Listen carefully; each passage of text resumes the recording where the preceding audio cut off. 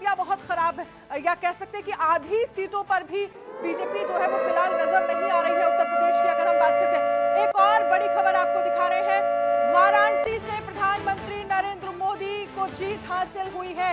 वाराणसी से प्रधानमंत्री नरेंद्र मोदी जीते हैं। यहां से कांग्रेस के जो कैंडिडेट थे अजय राय, उन्हें पीएम ने हराया है। हालांकि जीत का मार्जिन क्या है ये कुछ ही देर में साफ हो जाएगा, और इसको लेकर चर्चाएं भी चल रही थी कि हो सकता है कि एक बड़ा मार्जिन जो है वो यहां से पीएम के जीतने का देखने को मिले। लेकिन हालांकि अभी कितने वोटों का अंतर है ये बहुत हद तक साफ नहीं हुआ है, लेकिन ये एक बड़ी जीत वाराणसी को लेकर अगर हम बात करें, प्रधानमंत्री नरेंद्र मोदी यहां पर जीते हैं। इसके साथ ही अजय राय को हराया है।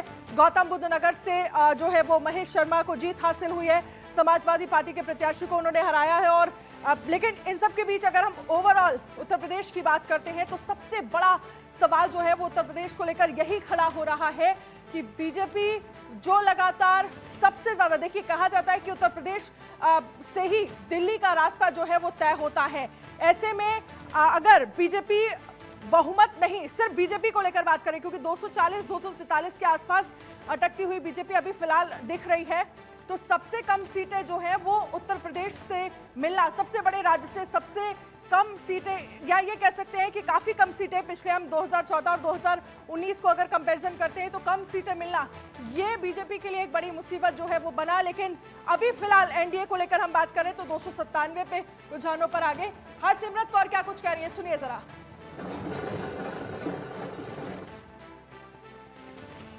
इस इलाके ਨੂੰ ਅੱਗੇ ਲਿਜਾਣ ਵਾਸਤੇ ਮੈਂ ਸੇਵਾ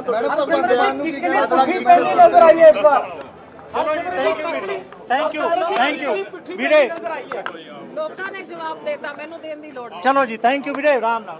हरसिमरत कौर बादल देखिए, हरसिमरत कौर बादल कह रही हैं कि लोगों ने जवाब दे दिया, मुझे देने की जरूरत नहीं है। शिरोमणि अकाली दल से चुनावी मैदान में हरसिमरत कौर भी जीत हासिल हुई है। पंजाब में बीजेपी को एक भी सीट नहीं मिली है, लेकिन वाराणसी को लेकर यह बड़ी खबर आपको दिखा रहे हैं, जहां पर वाराणसी में प्रधानमंत्री नरेंद्र मोदी ने जीत हासिल की है। हालांकि वोट जीतने का मार्जिन कितना है ये थोड़ी देर में साफ हो जाएगा।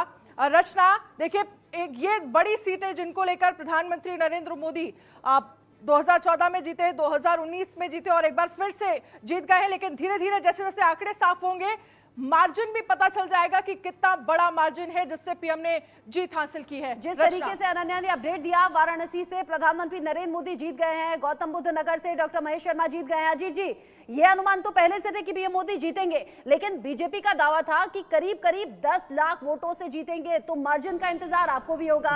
गौतम बुद्ध नगर से डॉक्टर महेश शर्मा जीतेंगे, ये पहले से लगभग तय माना जा रहा था, लेकिन पूर्णिया से पप्पू यादव जीतेंगे। तेजस्वी यादव ने सीधे कह दिया था वोटर से, भले ही जाकर जेडीयू को वोट दे देना, लेकिन पप्पू यादव को मत देना। बीमा भारती का तो नाम नहीं लिया था। देखो क्या है, मैं बहुत हैरान हूँ बिहार और उत्तर प्रदेश के। देखिए दोनों जगह यादव हैं, वहाँ अखिलेश यादव हैं, यहाँ तेजस्वी यादव, लालू प्रसाद यादव हैं।